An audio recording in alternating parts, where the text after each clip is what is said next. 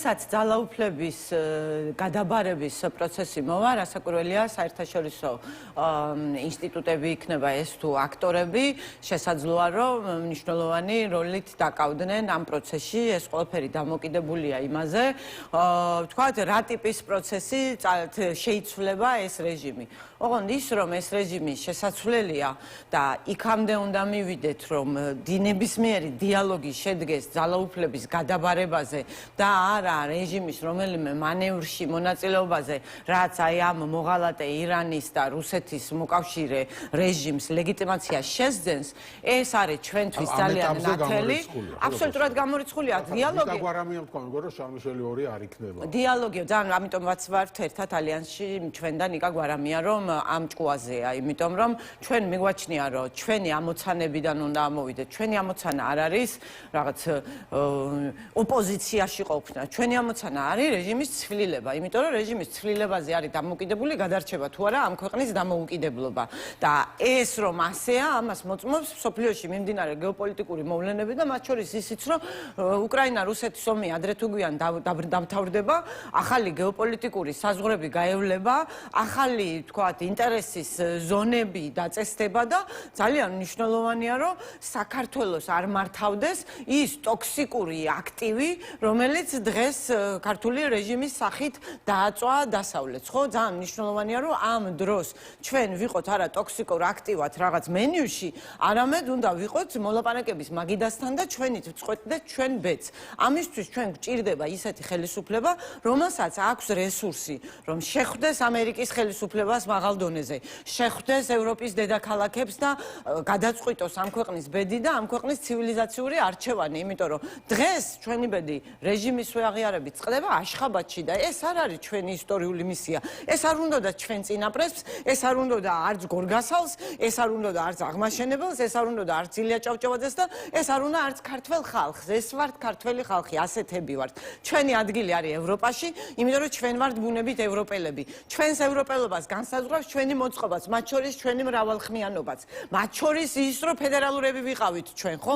ჩვენ არ ყოფილვართ უნიტარული ერთ რაღაცა ბელაც დაქვემდებარებული სახელმწიფო, ხო? სულ მუდამ ჩვენ ვიყავით მრავალხმიანები. ეს არის ჩვენი ევროპელობა, ეს არის ჩვენი ბუნებრივი მდგომარეობა.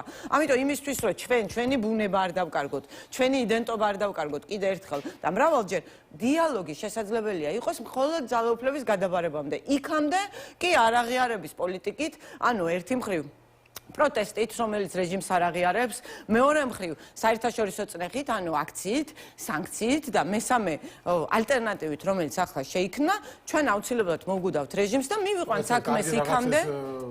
ვინ მოიფიქრე სლოგანი თქვენ? აქცია, სანქცია, ალტერნატივა? კი, მე მოვიფიქრე.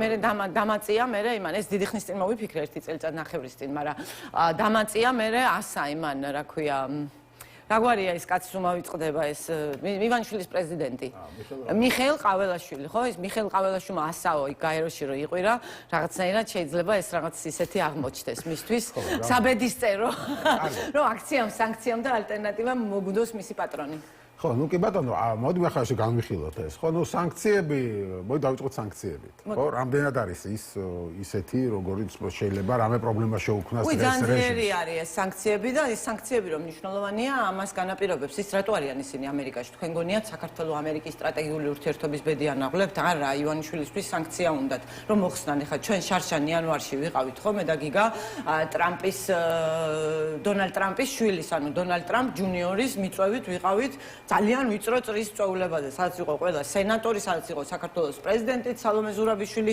ანუ მათივე მიწვევით იყო და იქ ჩვენ დალაპარაკება შევძელით, რომ რასაკეთებს ეს ივანიშვილის რეჟიმი, ანუ როგორც ცდილობს ამერიკასთან ურთიერთობას, ხო? დაქირავებული ყავს ლობისტები და ერთადერთი რაც აინტერესებს მარტო არის ივანიშვილისთვის სანქციების მოხსნა და აი იყავით ჩვენი ტერიტორია. აი ამას, ანუ ყველაფერს გაგიკეთებთ ის, რაც არის თქვენთვის. აი იყავით აეროპორტში დაჯდება სამხედრო თვითმფრინავები, თქვათ იქ რაღაცა თქვენი ტვირთი როგორც უნდა ისე გაივლის. უბრალოდ ეს იყოს ჩემი ბოსტანი და მე არ შემეხოთ და არ მომთხოვოთ დემოკრატია. აი ეს დილი უნდა ბიძინა ივანიშვილს, მეტი კი არა არაფერი. ამაში შეიძლება ნაწილი პოლიტიკური პატიმრების გაათავისუფლოს იმისთვის, რომ მერე კიდე ივაჭროს, ხო? მაგრამ ეს არ დაასრულებს პოლიტიკურ დევნას, ეს ვერ დაგვაბრუნებს ევროატლანტიკურ სივრცეში და რასთვარია ეს ყველაზე ცუდი კომბინაციაა, როცა ამერიკა შენი სტრატეგიული პარტნიორი არა, მაგრამ აი შენ ასაფრენბილიკებს თავისი სამხედრო თვითმფრინავებისთვის იყენებს, რომ ირანი დაბომბოს, ხო და ჩვენ ვხედავთ, რომ ეს ხდება. ესე უდობია, მოდი თავიდან დავიწყოთ ეს სტრატეგიული პარტნიორობა. გავიგე, ოღონდ ისინი ეუბნებიან, რომ იცი რაც უნდა გააკეთო იმისთვის, რომ ჩვენ სერიოზულად მოგეკიდოთ. არა, პირველ რიგში აქ უნდა დაალაგდეს ვითარება, ხო? ქართულმა ოპოზიციამ უნდა მიიღოს. იმიტომ რომ ისინი ამბობენ, რომ ჩვენ უთხარით მას, მაგრამ ჩვენ არ ვიცით, ეხლა კონკრეტულად რა უთხრეს. ამერიკელები ვერ ეტყვიან იმას, რა უნდა გააკეთოს საქართველოს მთავრობამ კონკრეტულად რა ნაბიჯები უნდა გადადგას იმისთვის. არა, მე რას ვიძახი, ანუ კონკრეტული შეიძლება ის იყოს, რომ არაფერი ნორმალური პოლიტიკური პროცესი უნდა იყოს, უნდა დაამთავრო პოლიტიკური დევნა, უნდა დაიწყო დიალოგი ოპოზიციასთან, ოღონდ ის დიალოგი კი არა აგერ იქ იმედის ეთერში რომ რაღაცა იმას აწყობენ, რა ქვია, ცირკს აწყობენ. არამედ ის დიალოგი, სადაც ქართული ოპოზიცია და ქართველი ხალხი თავს იგრძნობს დაკმაყოფილებულად და დამყარდება საზოგადოებრივი მშვიდობა და ესეთი დიალოგი შეიძლება წარიმართოს მხოლოდ ხელისუფლების გადაბარებაზე. სხვანაირად ეს დიალოგი ვერ წარიმართება, ანუ სხვა დიალოგი არ არსებობს მოღალატეებთან. ხო, გავიგე, ხელისუფლების გადაბარებაზე, მაგრამ ხა წარმოიდგინე ივანიშვილის მხრიდან, ხო, ეხლა? არის ხა ივანიშვილი მდგომარეობაში, რომ ვიღაცას ხელისუფლების ესე იშლება ავტოკრატიული რეჟიმები ჯერ იშლება თან და ჩვენ ვხედავთ, რომ ქართული ოცნების რამხელა ნაწილი ზის ციხეში, ხო? ანუ ვხედავთ, რომ გავსებულია ქართული ოცნების გავლენიანი ფიგურები ციხე და ამ გავლენიანი ფიგურების უკან უზარმაზარი ინფრასტრუქტურა დგას, იმიტომ რომ ამ ქვეყანაში, სადაც სასამართლო არ არსებობს, პერსონალური არხებით ლაგდება ბიზნესი და როდესაც შენ ამ პერსონალურ არხებს თავებს აცლი, ისინი ძალიან ის არიან, ხო? ამას ემატება კრიზისი, ხო? ივანიშვილი ხელისუფლებაში მოვიდა, მაშინ როდესაც აქ ძალის ვაკუუმი შევსებული ქონდა რუსეთს, ეს მდგომარეობა იცვლება და ივანიშვილის მანევრები აღარ რჩება. ეხლა ცოტა გავს რაღაცნაირად ქუჩაში გამოსულ ბერიკაც, რომელიც სახს ვეღარ აგნებს, იმიტომ რომ აქ როგორ დაალაგდეს ვერ ხვდება. ანუ როდესაც რუსეთი აქ ძალას არ ასხივებს და რუსეთი არ არის ძლიერი, მან არ იცის როგორ დაალაგდეს და ამ ვითარებით ჩვენ უნდა ვისარგებლოთ და ეს არის ძალიან როგორ თქვა, სწორი მომენტუმი იმისთვის, რომ ჩვენ პროტესტის გალვანიზაციად შევცვლოთ, როდესაც ხალხი, იმიტომ რომ რეალურად ის პროტესტი სადმე კი არ წასულა სტრატეგიულ დუმილშია გარდა. აქციაზე გადავალთ მამდე სანქციების, ანუ ეხა იყო ბოლოს იმედის დასანქცია. ეს ძალიან დიდი რამეა, ხო? მაგრამ ნუ აგრძელებენ, ხო? არაფერი არ შეუცვლია. ესე არ ხდება.